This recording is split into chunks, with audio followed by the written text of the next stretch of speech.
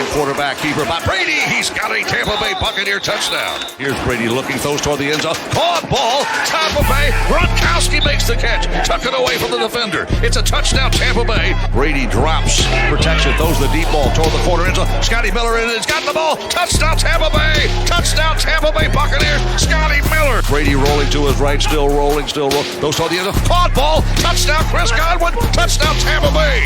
What an answer by Tom Brady and the Bucs. Here's the season's odds on MVP. Russell Wilson leading the pack. That includes Patrick Mahomes and that bad man Aaron Rodgers. And oh, look at that. Someone at the desk had this to say about the name in the number 4 spot. I was wrong. Tom Brady never fell off a cliff. The way you said that, it's just like a child. Well, it turns out it was a ravine, not a cliff. And that he was running up the ravine. No, don't walk it back. We just saw the tape. It was just the voice, the way you said it. It's like a parent walking to the neighbor's house. You have to apologize for like pushing the kid down. I'm apologizing to no one for nothing. I don't know anyone to apologize. Okay. Take a breath. Is Brady the top 3 MVP candidate? Top 3? No, of course not. He got Antonio Brown. We can revisit the discussion when he has all the weapons in the world all season at the end of the year. But right now, no. I mean, he's quarterbacking a 2-loss team.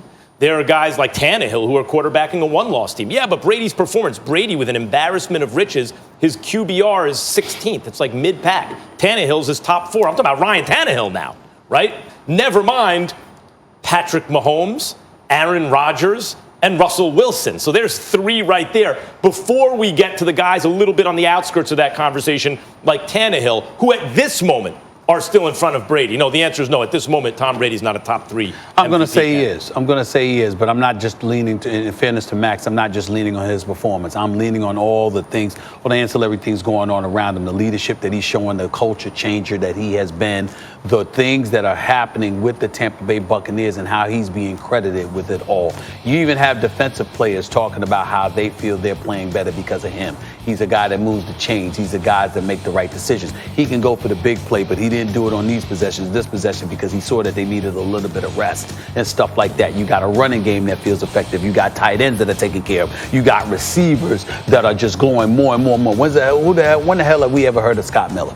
We know about him now, and now Antonio Brown is coming. And then when you see Antonio Brown's coming, you know that has everything to do with Tom Brady, because if it were up to Bruce Arians, Antonio Brown would not be there, because he had an opportunity to get Antonio Brown in the offseason. He said, we don't need him in this locker room, et cetera, et cetera. Tom Brady arrives, all of a sudden that changes. So when you look at the totality of things that are evolving around the Tampa Bay Buccaneers, and we see how we look at them as a collective unit, as a team, clearly you think about Tom Brady even before you think about Bruce Arians, even before you think about Todd Bowles. And that's where I come up with that. Not necessarily because of his on-field performance per se. It's the combination of everything. I agree with that point. My point is I'm factoring that in to make him, like, if your QBR is 16th in the league among starters, right, like it's mid-pack, and your team has 2 losses, and I can point to a bunch of quarterbacks with better numbers on better teams, at least by record so far, I'm giving Brady credit, which I think he deserves for leadership. Even his attracting Antonio Brown. Look, AB could have signed a bunch of places, including Seattle, who looked like they were in the front of the line. Brady is the magnet. He's the gravitational pull there. He deserves credit. I also agree that he's spreading the ball around and all that stuff. But guys, going into the season, even without Tom Brady, if you just put a competent quarterback with these receivers on this defense, we would expect success in Tampa. I don't know about that. They made a move off of Jameis Winston because he handed the other team 112 points with 30 interceptions. We all knew you cut that number in half, Jameis. You got at least 9 wins on this team. So it's not a knock against Brady. I agree with the leadership stuff. That's why I think you can argue he should start to be talked about as top 5 in that conversation. Well, let's do it. You got Mahomes is throwing 16 touchdowns, just 1 interceptions. He's completing about 65 for one-loss team, completing about 65.7% of his passes. Well, guess what? Tom Brady's completing the exact same percentage as Patrick Mahomes. 18 touchdowns, 4 interceptions. And the difference is that Tom Brady doesn't have Andy Reid and Eric Bieniemy. And so we got to take that into consideration as well. These are the kind of things that people are going to look at, not to sneeze at Bruce Arians and Byron Leftwich, because I think they're doing a hell of a job. But I just think that right now, when you see all that's transpiring Tom Brady, I'm telling you right now, if the same exact thing were taking place after week 16, week 17 of the NFL season, there would be a debate right now as to whether or not Tom Brady is the league MVP. If the exact Listen, Dan Orlovsky just said he's the best quarterback in football right now, considering Patrick Mahomes. Yeah, but also. But I mean, Matt, QBR takes a lot of. It's like saying PER and that's not a perfect stat, right? But no, it takes a lot of those classical stats and contextualizes them and makes it better. And by that measure, Brady is one slot above Matthew Stafford, right? Patrick Mahomes is 6 slots above Russell Wilson. And Mahomes and Wilson are playing for 1-loss teams, and Brady's playing for a 2-loss team. Now, it is true when he gets a B, it will be an even greater embarrassment of riches on offense. But he's looked good throwing to his receivers. I'm not saying Brady isn't starting to approach the conversation. He's just not in it yet.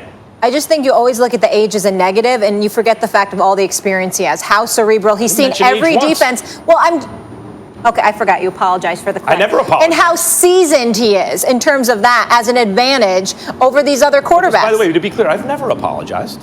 I didn't know anything. You admitted you were wrong. Sorry, I forgot. You admitted you were wrong. There's a bit. Well, clearly he defied the cliff prediction, but I didn't even just bring up age just then. All right. The Atlanta Falcons are 1-6 for the second time in many seasons. This year attempting a midseason overhaul by firing, you brought up age for the last 4.5 years. That's not this conversation. And GM and the players. Well, Falcons fan T.I. told us how he feels when he was on the show recently, saying he'd like to see quarterback Matt Ryan with a one-way ticket out as we creep towards the trade deadline.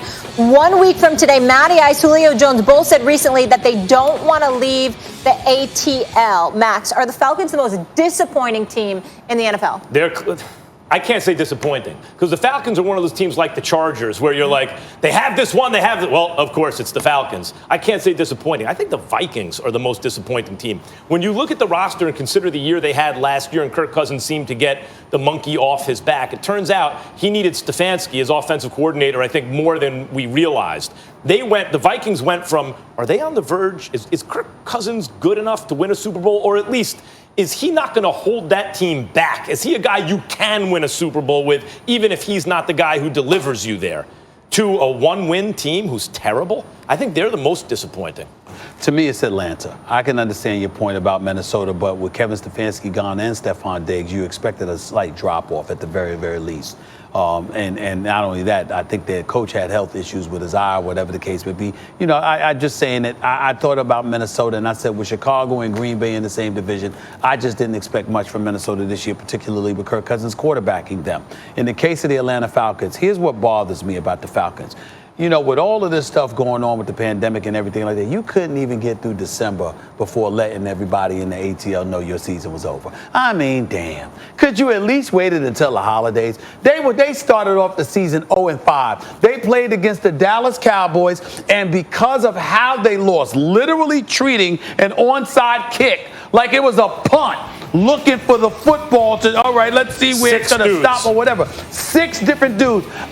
They got to be one of the dumbest teams that I've ever seen. I mean, they're just stupid. Definitely not resilient. It was dumb. How about Todd Gurley? This is a team where you would he's think averaging after 4 yards like a carry. that there'd be more awareness. I get that, but part of it was his momentum. He tried to stop with the momentum. But those guys against Dallas on the onside kick, that was just idiocy. Just dumb. And so I just look at them right now, and Arthur Blank, thank God he got rid of Quinn, because Quinn deserved to be gotten rid of. You just look at them and you just say to yourself, Matt Ryan, Julio Jones, Calvin Ridley. I feel so sorry for Julio Jones and Calvin Ridley, because these brothers are studs. See, I would agree with you about Atlanta if you said they're on a list of most disappointing teams of the decade. Because when they had that offense clicking, with Shanahan, how many years ago was this now? 3 seasons ago? It was like, the NFC is going to have to deal with this offense from now on. What happened? Yeah. You would think they know how somebody would know how to emulate some of the things that he did, even though he played a role in blowing the damn Super Bowl, because he would have run it and tried to blow it and was stopping clocks and giving Brady more of an opportunity to throw the football against them, overcoming a 25-point deficit. But in the end, their defense was a problem in that Super Bowl because they couldn't hold a 25-point lead. and they've never recovered. This defense has never recovered. There's a team jinx has down never there. recovered. There's a I jinx. believe in sports jinxes. There's a jinx down there. Something's going on. It's bad. Like, the way we'll see they what invent happens. ways to lose. I mean, Matt Ryan and Julio Jones both said they don't want to be traded, that they want to stay. Yeah, because they want to stay in the ATL. I don't blame them. Honestly, do you know what I thought? I think it's the Cowboys. And I know it's due to injury, and I'm not just saying that for effect because of this show, but honestly, a lot of people thought the Cowboys are Super Bowl bound and that they were stacked on offense, and now look at this. I mean, the Cowboys could certainly be in that conversation because they only have one win with that. To be disappointing, you have to have expectations. And the Cowboys have never had any expectations. But to lose just like they're doing. Of course.